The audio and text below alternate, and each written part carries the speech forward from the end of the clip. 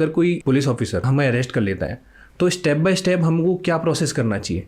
एक पुलिस अधिकारी द्वारा किसी व्यक्ति को संगीन अपराध के आरोप में गिरफ्तार किया जाता है तो पहला उसका राइट बनता है कि उसे डायरेक्ट उसे अरेस्ट करने की पावर्स नहीं है। इंट्रोगेशन के दौरान एक नया राइट उसे अभी मिला है, इंसर्ट किया है सेक्शन, कि वो ऐसी स्थिति में अपने अधिवक्ता से संपर्क कर सकता है या उससे मांग कर सकता है पुलिस अधिकारी से कि आप मुझे एक अधिवक्ता से मुझे संपर्क करने दीजिए और जो भी आपके परिपर्सन होंगे इंट्रोगेशन के दौरान मैं उनसे बातचीत करके उसका जवाब दूंगा।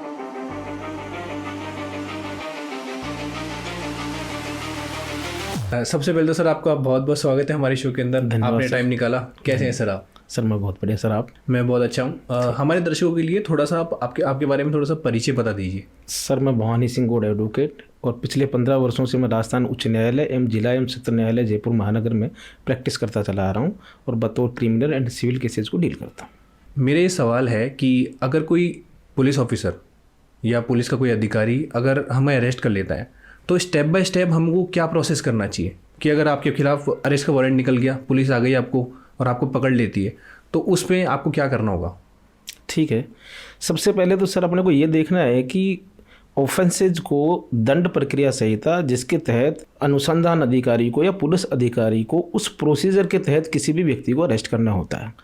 अब अगर संगीन अपराध है तो पुलिस को ये शक्तियां हैं दंड प्रक्रिया संहिता के तहत कि वो बिना वारंट के भी गिरफ्तार कर सकती है। अच्छा। और असंज्ञेय अपराध है तो असंज्ञेय अपराध की स्थिति में कोर्ट को पावर है कि वो उसके खिलाफ में वारंट इश्यू करें, देन उसको अरेस्ट किया जा सकता है। डायरेक्ट उसे अरेस्ट करने की पावर्स नहीं है।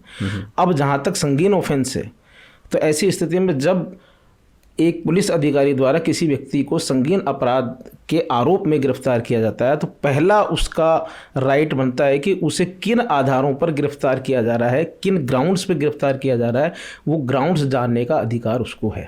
उसे बताया जाएगा कि आपके खिलाफ ये ऑफेंस है, उस अपराध की प्रकृति, अपराध किन किन धाराओं में है, तो उसका विवरण उस पुलिस अधिकारी को, उस व्यक्ति को जिसको गिरफ्तार किया जाना, उसको दिया जाना आवश्यक है। दूसरा राइट ये बनता है कि ऐसी स्थिति में अब उस व्यक्ति को गिरफ्तार कर लिया जाएगा तो उनके जो घर वाले हैं, रिलेटिव, उनको पता कैसे चलेगा। तो ऐसी स्थिति में उसका जो दूसरा राइट आता है, ये अधिकार आता है कि उसकी सूचना उसके मित्रों को या उसके रिश्तेदार को या उसके परिवार वालों को दी जाना जरूरी है। वो मौखिक रूप से फ़ोन पर भी दी जा सकती है और व्यक्ति से सूचना भी दी जा सकती है।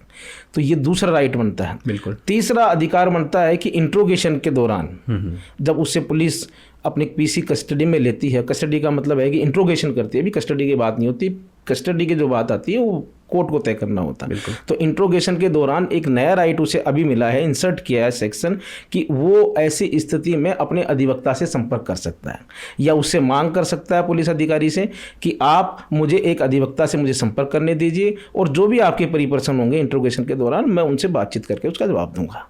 तो ऐसी स्थिति में वो अपने अधिवक्ता से बातचीत कर सकता है, उसकी सहायता ले सकता है।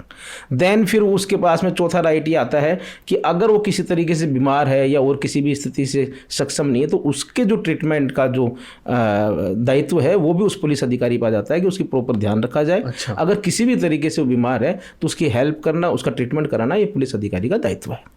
देन फिर वो अपने अधिवक्ता के माध्यम से कोर्ट में अप्रोच कर सकता है। वहाँ पर पुलिस अधिकारी की ये ड्यूटी है कि वो 167 सेक्शन सीआरपीसी की पालना करते हुए विद इन 24 आवर्स उस व्यक्ति को कोर्ट के समक्ष पेश करे।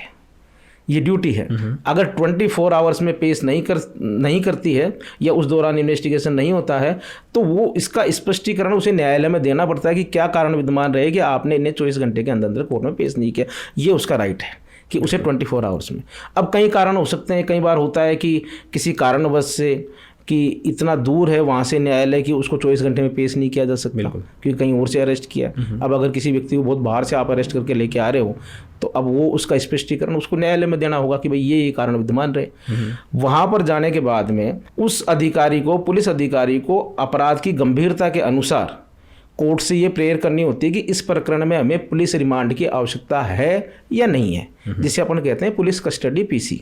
बिल्कुल। हर प्रकरण में पुलिस कस्टडी की जरूरत नहीं होती, जिसे अपन साधारण भाषा में कहते हैं कि पुलिस अभिरक्षा, कि भाई पुलिस को ये है कि उस प्रकरण के संबंध में आगे इन्वेस्टिगेशन करनी है, और भी लोग उस क्राइम से जुड़े हुए हो सकते हैं, तो ऐसी स्थिति में उससे पूछताछ करके उन लोगों तक पहुंचना है। तो ऐसी स्थिति में वो कोर्ट से प्रेयर कर सकते हैं। मैक्सिमम जो पुलिस अभिरक्षा की प्रेयर होती है वो 15 डेज की होती है। अच्छा। लेकिन कोर्ट कभी भी पुलिस अभिरक्षा को एक बार में 15 दिवस के लिए नहीं देता है। उसकी समय सीमा होती है कि वो आपने डिमांड की 4 दिन की, या पुलिस अधिकारी को आवश्यकता हुई 3 दिन की, तो कोर्ट तय करेगा कि इसे 2 दिन की देनी है, 3 दिन की, और कोर्ट डिसाइड करेगा।